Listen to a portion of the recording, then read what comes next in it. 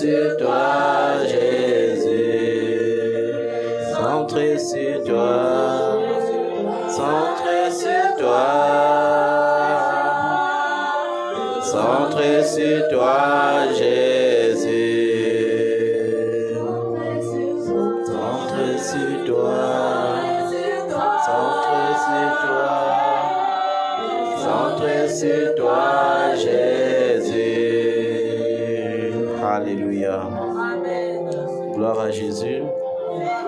Tu es béni en ce mois de septembre. Au nom de Jésus de Nazareth.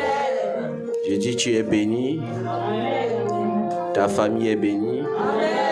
Tes activités sont bénies. Au nom de Jésus. Vous savez, à chaque fois qu'il y a un nouveau mois, dans nos églises, les gens jeûnent, les gens prient, les gens font des actions prophétiques. Mais j'ai envie de te dire une chose. Même si c'est le 9e mois, tu ne peux pas enfanter ce que tu n'as pas conçu. Il est temps que les chrétiens se réveillent et comprennent que c'est ce que tu sèmes que tu moissonnes. Alléluia. Les prophètes vont vous dire, c'est le mois de l'enfantement, tu vas enfanter la richesse, tu vas enfanter ceci. Mais il veut dire une chose, si tu as sémé le péché, tu ne peux pas récolter autre chose que la mort. Le salaire du péché, c'est la mort. Amen. Donc chacun a conçu quelque chose. Le 9e mois est le mois de l'enfantement, comme on le dit. Mais s'il faut enfanter, tu enfanteras ce que tu auras sémé. Alléluia.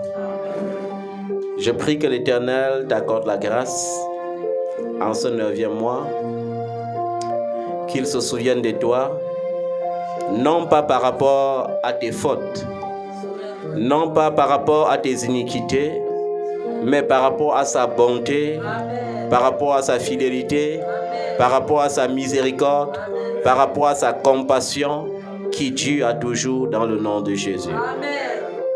Que l'Éternel se souvienne qu'il a désiré pour toi une année 2024 bénie et épanouie et qu'il t'accorde le repos qu'il t'avait promis au nom de Jésus. Vous savez, quand Dieu fait grâce ou quand Dieu opère le miracle, ce n'est pas seulement pour certains. J'ai remarqué que Dieu opère les miracles en fonction de l'état de nos cœurs. La Bible dit quelque chose que nous négligeons. Soyez fidèles dans les petites choses et Dieu vous donnera quoi? Des grandes. Il vous confiera parce que Dieu ne donne pas, il confie. Quand Dieu te bénit, il t'a confié une bénédiction. Quand tu dis Seigneur, je veux devenir riche, qu'est-ce que Dieu fait? Il multiplie tes problèmes pour augmenter ton potentiel. Quand tu dis Seigneur, je veux beaucoup d'amour, Dieu fait comment?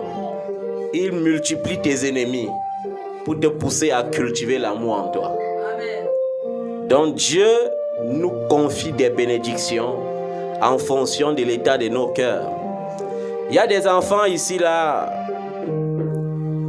pour qui j'ai pleuré durant le début de l'année en disant mais Seigneur, pourquoi tu ne peux pas aussi faire ça pour eux? Et j'ai fini par comprendre que ce n'était même pas Dieu qui était le problème, c'était les enfants eux-mêmes qui étaient des problèmes. Parce que la Bible dit une chose, l'amour doit être sans hypocrisie. L'amour doit être quoi? Sans hypocrisie. Mais il y a les enfants qui ont l'amour hypocrite et qui attendent quand même que Dieu les bénisse. Comment Dieu va te bénir quand il sait lui-même que tu es hypocrite? Il y a des enfants qui ont juré, qui ont dit non papa, tu vois, il faut que Dieu me permette de voyager parce que quand il veut voyager là, je vais travailler pour le ministère. Mais déjà sur place, tu ne travailles pas pour le ministère. Ce n'est pas quand tu vas voyager que tu vas travailler pour le ministère. Ces gens d'enfants, lorsqu'ils vont voyager, leur travail consistera à publier au moins 20 photos par jour. Ça sera leur seul travail. Ils ne vont pas travailler pour le ministère. Ces gens d'enfants, j'ai besoin que Dieu touche leur cœur pour qu'ils comprennent que ce ne sont pas les démons qui les bloquent au Cameroun. Ce ne sont pas les sorciers qui les bloquent au Cameroun. C'est l'état de leur cœur qui les bloque encore. L'amour doit être sans hypocrisie. Amen. Nous allons parler d'une chose aujourd'hui, les clauses de l'alliance avec Jésus-Christ. Nous avons vu Jésus décrit dans Isaïe 53.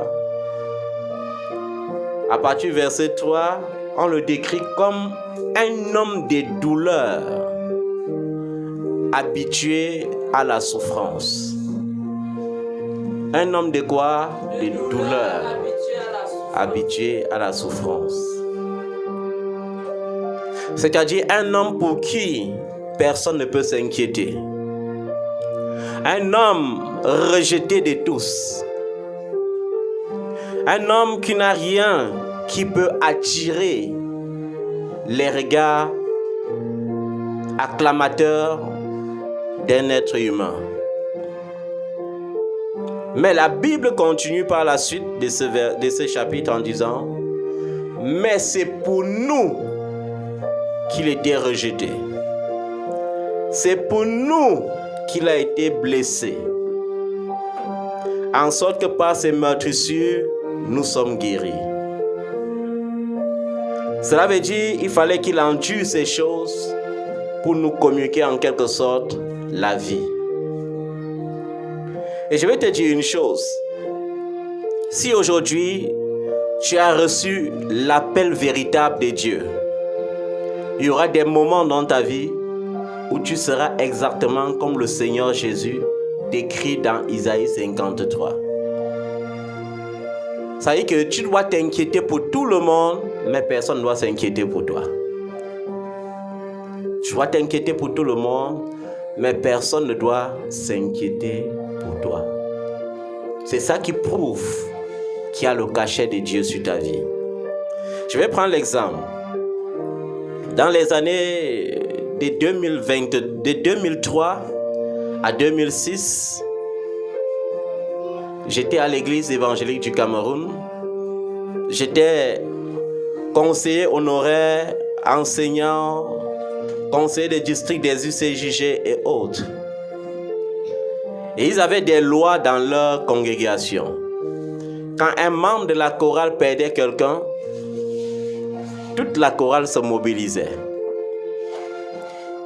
Quand le pasteur avait un moindre problème, toute l'église se mobilisait.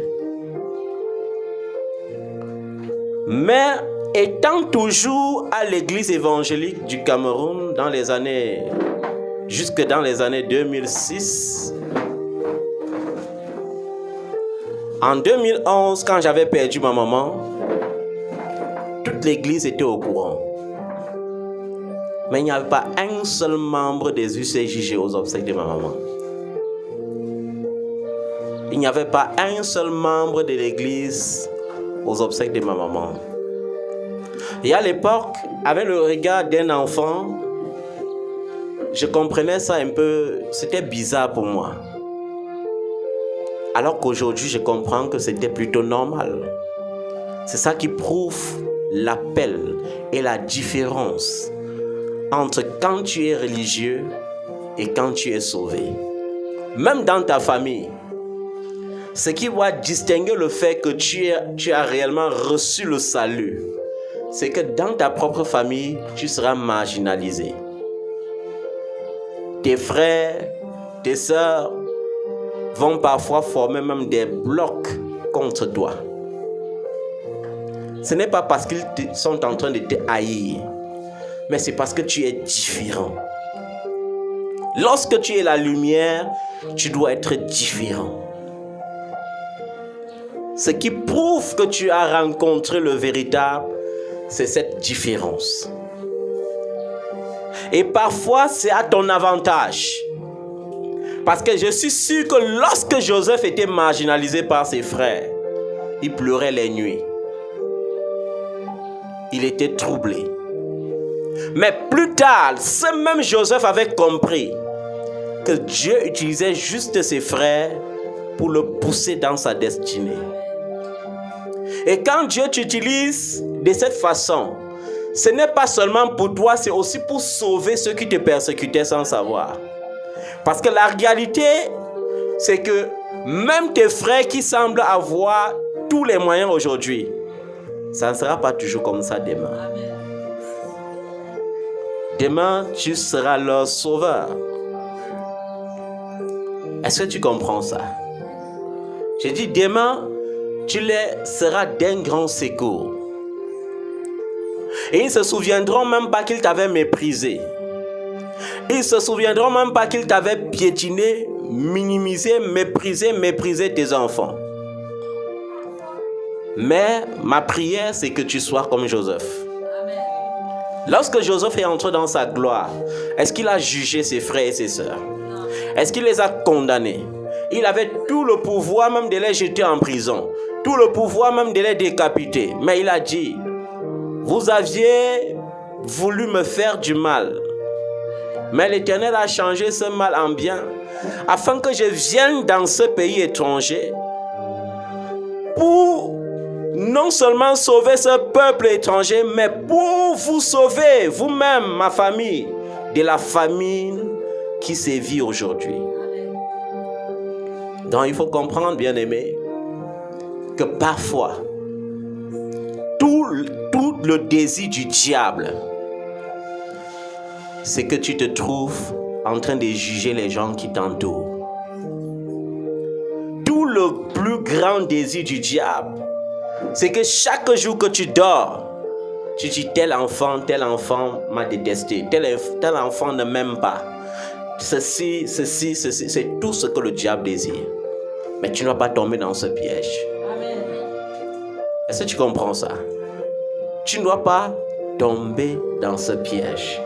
Quand nous lisons les évangiles, nous voyons que lorsque Jésus accepte la croix, le diable voit que même la sueur qui a coulé sur lui au jardin de Gethsémane en grumeaux de sang ne l'a pas découragé de la coupe amère qui était à boire.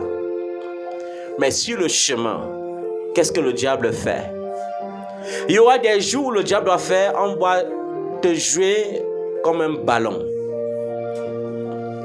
C'est pourquoi le diable incitait les gens à le couvrir, à le bander les yeux, à cogner sa tête et à dire, comme tu étais un prophète, devine qui de nous a cogné ta tête. On le méprisait à l'excès. Le but précis, lorsque le mépris devient excessif, c'est de retrancher ta colère. C'est de faire quoi?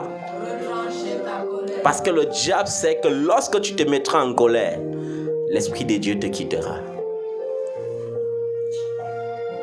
Lorsque tu te mets en colère, l'Esprit de Dieu t'a quitté.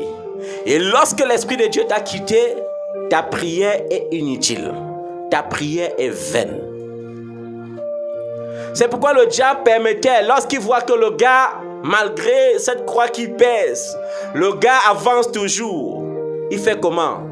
Il dit poussez-le, il tombe avec ça. Ce n'est pas ces petits trucs masqués ou bien reformulés dans les films de Jésus-Christ de Nazareth. Non. C'était au-delà d'un film. Parce qu'il y avait les moments où on le poussait, il tombait sur le rocher et la croix frappait ses doigts. Ça s'écrasait. C'est pour ça qu'on dit qu'il a été meurtri. Quand on dit que quelqu'un a été meurtri, ça veut dire qu'avant qu'on ne le crucifie même, il était complètement défiguré. Il y avait le moment où on le poussait, il tombait et la croix frappait le derrière de sa tête. Ses yeux enflaient. Parce que le diable voulait une seule chose. Mets-toi en colère. Parce qu'il sait que si Dieu se met en colère, tout ce qu'il vit doit périr. Mais l'amour te pousse à comprendre que tu as l'objectif à atteindre. Amen. L'amour te pousse à faire quoi? À comprendre que tu as l'objectif à atteindre. L'amour.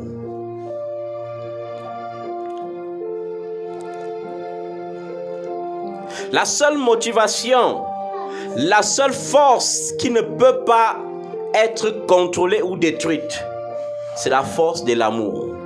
C'est pourquoi lorsque tu lis 1 Corinthiens 13, on te dit, l'amour ne périra jamais. L'amour ne fera pas quoi? Ne périra jamais. L'amour est éternel. Si tu veux une force redoutable pour vaincre l'adversité, si tu veux une force redoutable pour vaincre l'ennemi, si tu veux une force redoutable contre les sorciers que tu crains, manifeste l'amour.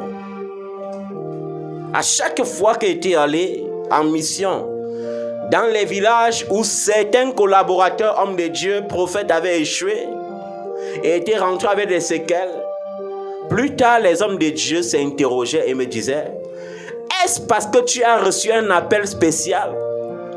Ou bien est-ce parce que tu es un élu que les choses ne t'arrivent pas dans ce village? Et j'ai dit non, c'est parce qu'il y a quelque chose que j'ai en plus. L'amour sincère, l'amour véritable. Il n'y a aucune sorcellerie qui peut se liguer contre un cœur qui possède l'amour véritable de Dieu. Aucune incantation ne peut se lever et dominer un cœur qui manifeste l'amour véritable de Dieu. C'est pourquoi l'amour de la croix nous a totalement rachetés. On n'a pas dit racheter à moitié, mais complètement racheté. Est-ce que tu comprends ça, bien-aimé? L'amour de la croix nous a complètement rachetés. C'est pourquoi lorsqu'on le poussait, on l'insultait, on le fouettait, la Bible dit que les femmes de Jérusalem se sont mises à pleurer. Mais qu'est-ce que Jésus dit? Ne pleurez pas pour moi, pleurez plutôt pour vous et pour vos enfants. Et ça me rappelle parfois, lorsque j'ai des problèmes et qu'un enfant vient me dire « Achia papa ». Achia papa veut dire « patience papa ». Et parfois ça m'amuse parce que les enfants pensent souvent que je peux être éprouvé. Non. Non. Je vous ai prêché quelque chose ici. Et j'ai dit, tout concourt au bien de ceux qui aiment Dieu. Amen. Mon amour pour Dieu est stable. Mon amour pour Dieu est grand. Mon amour pour Dieu, on ne peut pas mesurer. Ça veut dire que ce que vous voyez souvent comme une épreuve dans ma vie n'est pas une épreuve. C'est un sujet d'adoration. C'est pour ça que lorsque j'avais prêché, j'avais même parlé de la mort. Et j'avais dit, même lorsque la mort arrive, la mort concourt pour mon bien parce qu'elle permet de me reposer de mes œuvres. Vous savez que ce n'est pas une fatalité. Quand les épreuves se multiplient, ce n'est pas pour me détruire, c'est pour fortifier ma foi. Parce que s'il n'y a pas de défi, tu ne peux pas prier. S'il n'y a pas de défi, tu ne peux pas chercher Dieu. Quand nous lisons les évangiles, les femmes de Jérusalem pleurent. Mais Jésus dit, ne pleurez pas pour moi, pleurez plutôt pour vous et pour vos enfants. Quand le défi de la croix se présente et que Jésus dit, je vais aller à la croix mourir. Les disciples, à l'exemple de Thomas, dans Jean 11, dit quoi? Allons aussi afin de mourir avec lui. Beaucoup jurent, Seigneur, moi mourir avec toi. Mais quand le vrai jour arrive, la Bible dit que quoi? Est-ce qu'ils ont fui ensemble? Chacun a fui de son côté. Chacun a fait comment? Fui de son côté. Au point que même le grand Pierre, qui était toujours en train de dire que toi et moi là, c'est pour la vie. Il a dit, je ne le connais pas. Est-ce qu'il peut marcher avec un fou comme ça? Un fou qui vient sur la terre dit aux gens qu'il est le fils de Dieu. Vous croyez qu'il peut marcher avec ces genre de personnes? Je ne le connais pas. Il y aura des temps dans cette vie où tu seras régné par des personnes les plus chères auprès de toi. C'est le challenge de l'amour. Mais la façon dont tu dois gérer cette situation, c'est ça qui t'apportera la victoire. La façon dont tu dois gérer, c'est ça qui va t'apporter quoi? La victoire. Je rends grâce à Dieu parce que depuis que j'ai quitté l'église évangélique du Cameroun, ainsi que les congrégations baptistes pour Christ, tous les chrétiens que Dieu m'a confiés, il n'y avait aucun qui venait étant riche. Même ceux de l'étranger. Il me revenait donc de les bâtir. Il me revenait de quoi? De les bâtir, de leur donner une histoire de témoignage. Et parfois, ce n'est pas que je me réjouis dans ce témoignage. Et ce n'est pas parce qu'il y a un salaire pour moi parfois dans ce témoignage. Non. Très peu d'enfants ont souvent formulé pour moi ce qu'on appelle le salaire du serviteur. À travers le monde entier. Ils sont nombreux, ils sont bénis. Dieu m'avait donné des enfants, certains disaient, je vais apporter la dîme. Dès qu'il apporte la dîme une fois, après ça, il disparaît. Ou bien après, il ne nomme plus jamais ça. Et j'ai dit, c'est ça. Quand Dieu t'a consacré et qu'il veut que tu le voies comme seul héritage, il te prive de beaucoup de choses. Et parfois, certains ne savent même pas que je vis des privations. C'est pourquoi il disait à un enfant un jour, ce matin même pas un jour, ce matin, je disais à un enfant au téléphone, est-ce que toi, quand tu venais me demander l'argent de transport en voice, avant-hier, tu te souvenais que j'étais en train d'inhumer mon grand-oncle, tu te souvenais que j'étais en deuil. Vous voyez, à un certain moment donné, quand l'amour de Dieu a abondé en toi, les gens ne se soucient plus de ce que tu traverses. Ils se soucient du soin que tu leur apportes. Ils se soucient uniquement des soins, du réconfort que tu leur apportes à eux. Ils ne se soucient pas du fait que tu sois un homme, même si tu es homme de Dieu.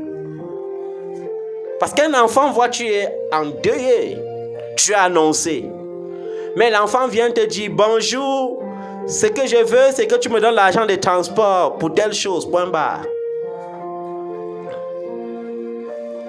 Imagine que tu sois un homme de Dieu, comme ces hommes de Dieu là dehors. Et qu'on te donne ces genres d'enfants, tous les jours tu vas les maudire. Pour finir, tu vas te décourager.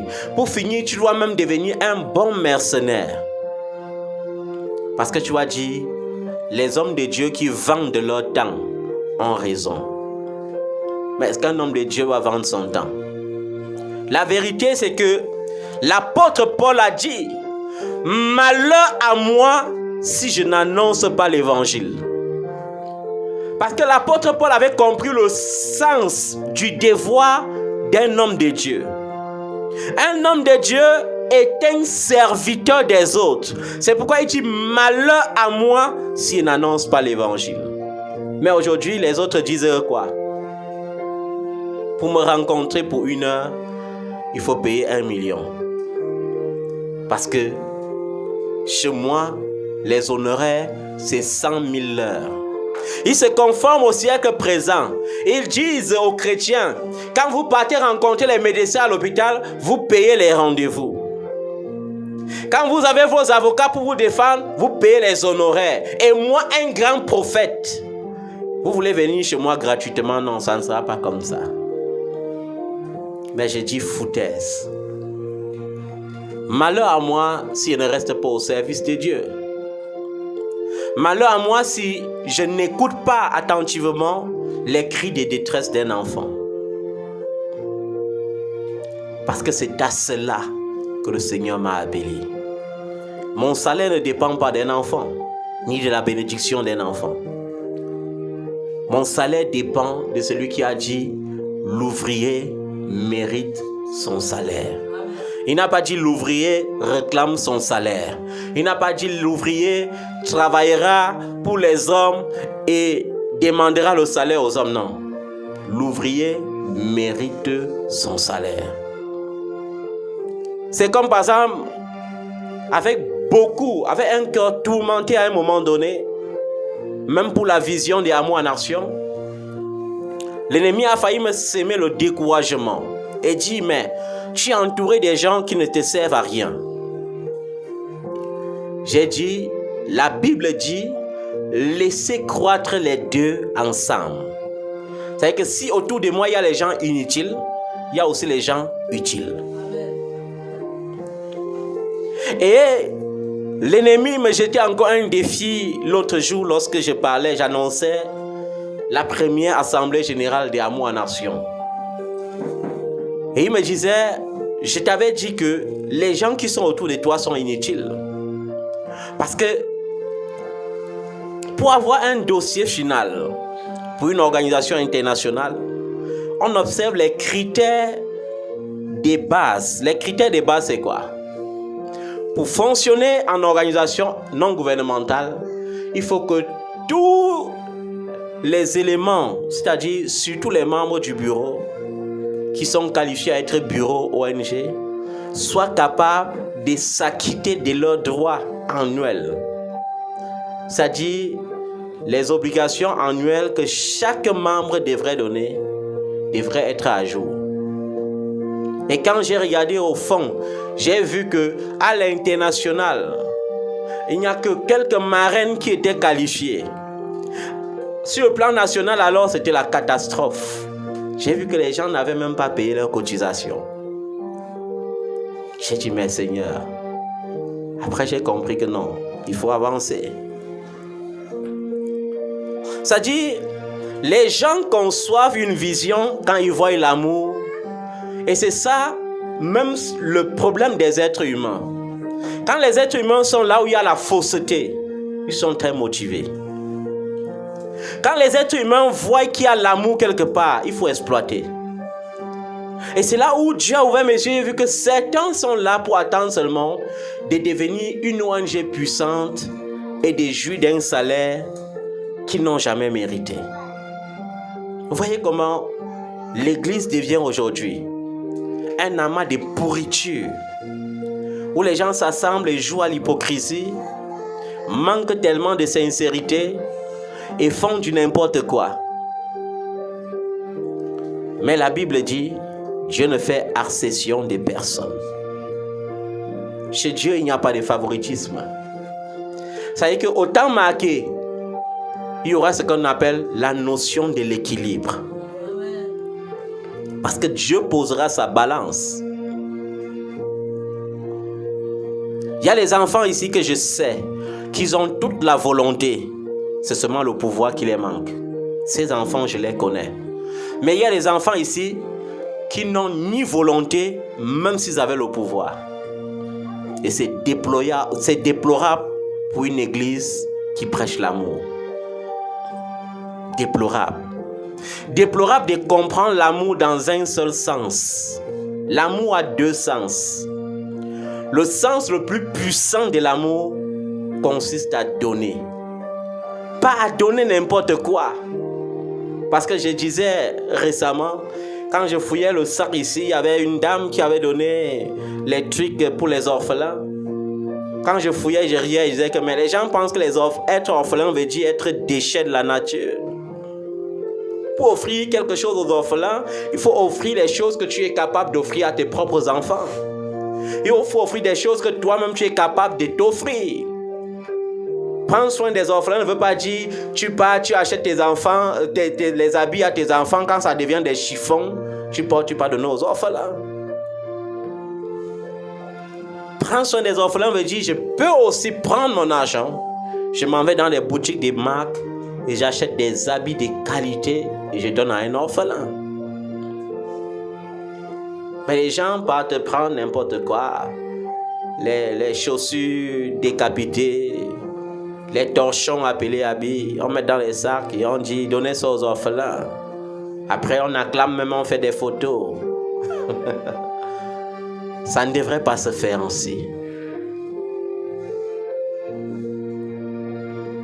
Quand tu as la volonté et que tu manques le pouvoir, Dieu sait. Mais quand tu n'as ni volonté ni pouvoir, Dieu sait aussi. Il y a les enfants, avoir la volonté et manquer le pouvoir veut dire je désire bâtir quelque chose, mais je n'ai pas les moyens de le faire. Dieu sait ça. Et quand Dieu sait ça, le Dieu qui est capable de donner les moyens, il te donnera les moyens un jour. Il te donnera les moyens un jour parce qu'il a vu ta motivation. Amen. Mais un enfant qui est là dans l'église, son rôle c'est je reçois seulement. Je ne suis pas là pour bâtir. Je ne suis pas là pour faire évoluer quoi que ce soit. Je suis là pour qu'on me prenne en charge. Rien que pour recevoir et jamais pour donner. Même si l'abondance, ce n'est pas pour donner. C'est un enfant indigne. C'est un enfant qui ne sait même pas où il va. C'est un enfant qui ne sera jamais béni à la dimension de la bénédiction. Parce que la Bible dit, il y a plus de bonheur à donner qu'à recevoir. Jésus, à sa résurrection, pouvait aller se faire des nouveaux apôtres.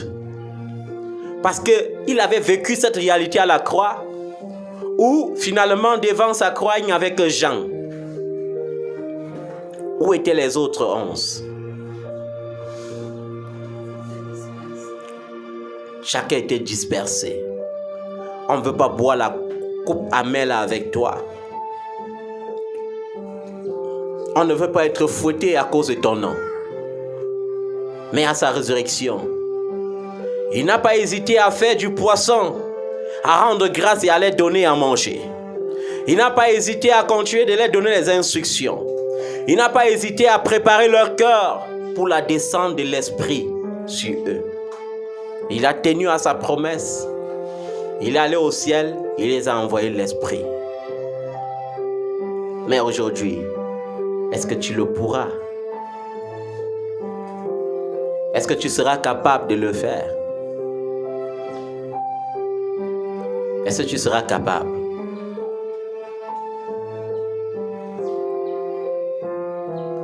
C'est comme récemment, par exemple, je blâmais mon fils. Je lui disais, mes fils, comment se fait-il? J'ai un deuil dans Yaoundé, avec une veillée dans Yaoundé. Et tu sais qu'il veut faire un culte devant ma famille. Et toute l'église manque et toi-même tu n'es pas là. Après j'ai dit, mais je l'ai même blâmé, pourquoi? Parce que le Seigneur veut que ce soit ainsi. Puisque la vérité c'est que parfois on va dire, oui, papa a deuil, c'est à l'ouest, c'est par-ci, par-là. Mais il y a qui ici, là, par exemple, pour ceux avec qui j'ai cheminé jusqu'ici, où je ne suis pas encore allé dans son village, peut-être à cause d'un deuil. Je ne pense pas que quelqu'un peut me dire que je ne m'étais jamais déplacé. Mais je vous dis, l'église n'est pas un centre de troc. Parce que les mauvaises habitudes du monde commencent à entrer dans l'église progressivement. Les gens veulent assister les gens pour se faire assister plus tard. Mais qui de vous peut rendre à ce Père-ci l'assistance qu'il est capable de lui donner? Aucun de vous. Aucun de vous. J'avais annoncé ici dimanche au pupitre devant toute l'église. J'ai deuil, j'ai perdu un grand-oncle. J'aurais veillé à Mendon derrière le camp pour ceux qui veulent venir. Et certains ont même pris la peine de me narguer. Vous savez, parfois, il est bon même de rester tranquille que de se justifier. Vous savez ce que ça fait dans le cœur d'un père. Quand tu es là, tu ne t'attends à personne et quelqu'un t'écrit au téléphone pour dire « Papa, j'aurais voulu t'assister, mais j'ai été bloqué par telle ou par telle situation. » Vous savez ce que ça fait? Quand vous voyez un père qui a un cœur d'amour, n'abusez pas quand même. Et c'était allé s'attendre qu'il vienne dimanche, je me mette à les blâmer, à dire « Vous n'étiez pas là, pourquoi ?» Vous n'étiez pas là parce que vous n'étiez pas qualifié à être là. Point barre. C'est pourquoi le fils même qui est rejeté, c'est lui qui était là maintenant pour chanter au deuil avec moi et parler de Jésus.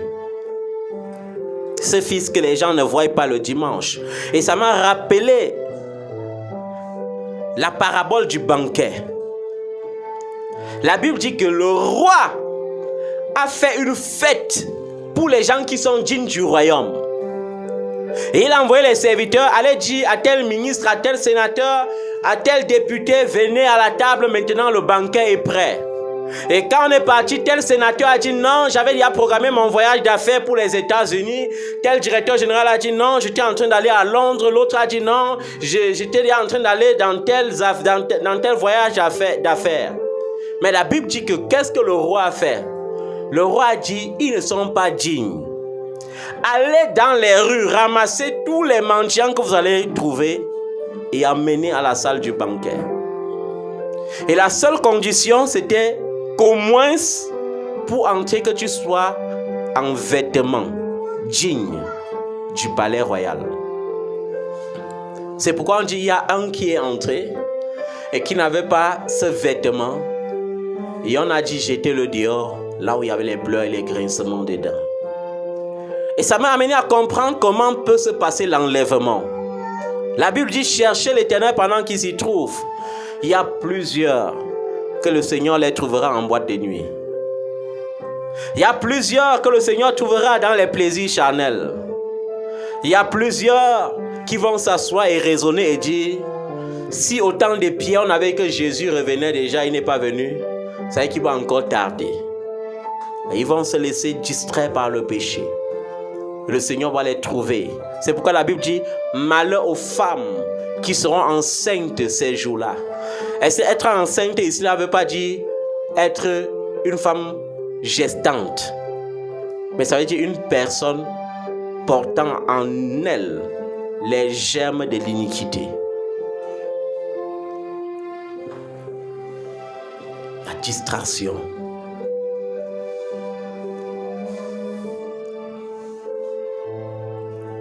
Et qui suis-je? Quand ces choses se passent comme ça, tu comprends que tu as rencontré le véritable. Tu comprends que tu as participé à sa croix. Tu comprends que tu as bu la coupe avec lui. Tu comprends et tu peux dire comme Paul, je participe aux souffrances du Christ dans ma chair. Je participe à ses souffrances.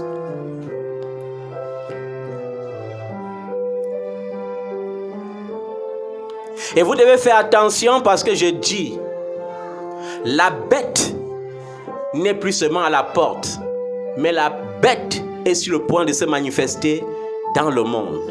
C'est pourquoi vous voyez, même déjà les grands leaders prêchent déjà le contraire de ce qu'ils disaient avant. Certains grands leaders sont déjà troublés. Vous avez vu, papa, son nom est souvent dur pour moi. Ou c'est Talangaï, quoi. Le papa là qui prêche bien, débordant de l'esprit là. Ou c'est papa Talangano, ou c'est qui Talanga, quoi là. Vous avez vu une de ses prédications qui m'a choqué l'autre jour. Parce qu'il prêche, il dit Jésus n'est pas Dieu. J'ai commencé à dire, mais Seigneur, tu avais dit, il y a les choses qui vont se manifester. Vous allez voir les hommes de Dieu qui prêchaient qu'on ne visite pas les tombes, visitez leurs tombes. Vous allez voir les hommes de Dieu qui disaient que un mot ne parle pas aux vivants, dit que l'esprit de leur père les a parlé dans les songes. Pourquoi? Parce que l'un n'est plus à la mascarade, l'un est à la démarcation. Chacun doit se démarquer. Si tu es pour le diable, tu seras pour le diable. Tous les loups revêtus vont montrer leur vraie image très bientôt. Et malheureusement, toujours plus de gens dans la perdition. Pourquoi? Parce que Jésus l'a dit, très large et si spacieuse est la porte qui mène à la perdition, plusieurs entrent par là. Très étroite et resserrée est la porte qui mène à la vie, et très peu entrent par là. C'est pourquoi vous voyez, c'est très facile pour les hommes de s'égarer plutôt que de se retrouver. Très facile. Pourquoi? Parce que les hommes préfèrent les ténèbres à la lumière. Mais toi, bien-aimé, je prie et ma prière pour toi, c'est que tu sois un enfant de lumière. Un enfant qui produit la lumière. Sois un enfant de lumière. Je vais vous dire une chose, ce n'est même pas facile. Sans l'aide du Saint-Esprit, toi-même, tu ne peux pas. Parce que nous sommes à une époque marquée par l'apostasie. À une époque où le péché même a fait son entrée dans l'église. À une époque où la chair va te faire la guerre au point que tu vas te demander que maître, comment on fait pour triompher de la chair? À une époque où ce qui semble imparfait doit être approuvé par rapport à ce qui est parfait. Mais je veux te dire une chose. Ne te laisse pas aller. La Bible dit dans le livre des Romains que tu ne dois pas te laisser conformer. Ne te conforme pas au siècle présent. Mais laisse-toi transformer par le renouvellement de l'intelligence. Et je dis souvent ça aux enfants qui commettent les erreurs. Et après, ils disent que c'était l'erreur. Mais ils continuent dans l'erreur. Je veux t'amener à comprendre que la continuité d'une erreur ne peut plus être erreur. La continuité d'une erreur est une habitude. Et aujourd'hui, drôle est de savoir que les filles de 15 ans désirent le mariage. C'est-à-dire un enfant que tu es en train d'élever, mais qui aime déjà tellement le mariage, qui a son groupe de WhatsApp pour parler seulement des mariages, qui accouche des enfants sans projeter même leur avenir et qui veulent même encore accoucher au maximum parce que pour eux c'est normal. C'est ta jeunesse qui est la force qui donnera l'équilibre dans ta vieillesse. Ne l'oublie jamais. Quand tu es jeune, tu es beau, tu es belle, tu as les ambitions. Mais si tu ne reclasses pas ces ambitions et si tu ne les accomplis pas avant un certain âge, à un moment donné, tu seras plutôt en train de dire si je pouvais.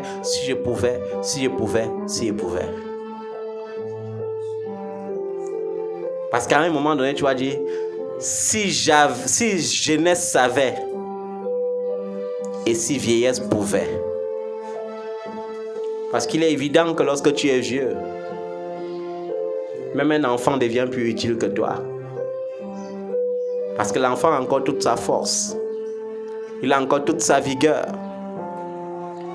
Mais toi, pendant que tu as la vigueur, est-ce que tu orientes cette vigueur dans ce qui va te donner un paradis terrestre? Est-ce que tu orientes dans ce sens? Que Dieu nous aide. Que Dieu nous donne la sagesse. Que Dieu nous donne de s'aimer ce qui produira la vie et non la mort. Que Dieu nous donne de produire le succès et non l'échec. Que Dieu nous donne un cœur pur. Que Dieu nous donne un amour sincère les uns envers les autres. Que Dieu nous donne d'être des exemples de la vie dans la société, dans la famille et partout où nous serons. Que Dieu nous donne de comprendre comme Jésus le sens du sacrifice, le sens du service. Mets-toi sur tes pieds.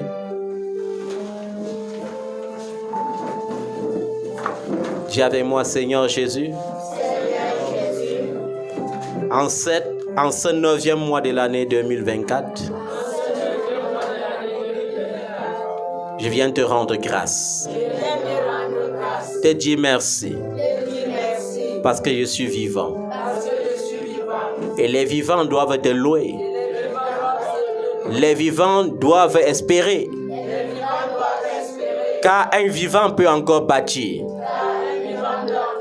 Un vivant peut encore témoigner. Mais aucun mort ne le peut.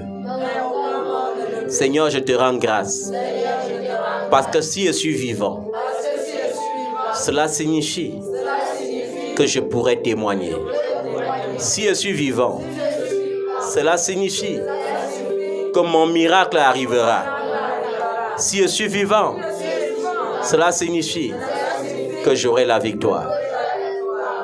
Merci Seigneur. En ce 9e mois, je viens te témoigner ma reconnaissance. J'avais certes des grands projets, mais tu m'as prévenu que l'homme peut avoir des grands desseins dans le cœur. Il peut avoir des grands projets dans le cœur, mais c'est la volonté de l'Éternel qui s'accomplit. Je ne veux pas mépriser ta volonté. Je veux reconnaître que ta volonté est bonne. Car Seigneur, il y a certainement un grand témoignage pour moi. Il y a certainement des choses que tu accompliras dans ma vie en ce mois de septembre. Au nom de Jésus. Je prie Seigneur que tu bénisses ma famille en ce mois de septembre. Que tu visites mes ennemis en ce mois de septembre. Que tu bénisses ma maison en ce mois de septembre. Que tu bénisses mes entreprises en ce mois de septembre. Que tu déverses ta bénédiction sur tous les enfants en cette rentrée scolaire. Que tu équipes tous les enfants, tous les parents, avec des provisions, avec la santé, avec l'argent, tout ce qu'il faut pour une rentrée épanouie. Au nom de Jésus. Je prie Seigneur qu'en ce mois de septembre, aucun enfant ne soit l'objet d'un sacrifice rituel. Aucun enfant ne soit l'objet d'un enlèvement. Aucun enfant ne soit l'objet de l'égarement avec les stupéfiants, avec la délinquance juvénile, avec le banditisme. Seigneur, aucun enfant ne doit s'égarer. Déverse, Seigneur, l'onction de l'intelligence, l'onction de la sagesse, l'onction de la crainte de Dieu, l'onction de la réussite, au nom de Jésus. Ouvre, Seigneur, les portes du bonheur, les portes de la bénédiction, et que tout parent qui n'avait pas encore la provision reçoive la provision, au nom de Jésus. Que nos enfants fréquentent et qu'ils manifestent ta gloire, qu'ils soient la tête et qu'ils ne soient pas la queue, qu'ils soient les premiers et qu'ils ne soient pas les derniers. Nous voulons te confier les orphelins. Nous voulons te confier, Seigneur, les misérables. Toi, le Dieu qui prend en cause la cause du pauvre, la cause de l'opprimé, la cause de l'orphelin. Que dans ta bonté, que tu suscites encore des bienfaiteurs, afin que ces orphelins ne manquent de rien. Qu'il n'y ait même pas de différence entre eux et les autres, qui se sentent comblés, qui se sentent épanouis, qui se sentent bénis. Au nom de Jésus, Père, je prie, touche les cœurs, bénis encore, Seigneur, donne la santé, donne la protection, donne la vie, donne la victoire, éclaire nos enfants, Père, au nom de Jésus. Père, nous voulons bénir ce mois de septembre. Nous voulons bénir chaque jour de ce mois de septembre. Depuis ce premier jour jusqu'aux 30 prochains jours, qu'il y ait des bénédictions. Car Seigneur, tu renouvelles ta bonté chaque jour. Pas certains jours, mais chaque jour. Que ta bonté se révèle chaque matin. Que ta bonté se manifeste chaque jour. En ce mois de septembre, que ta bonté se manifeste.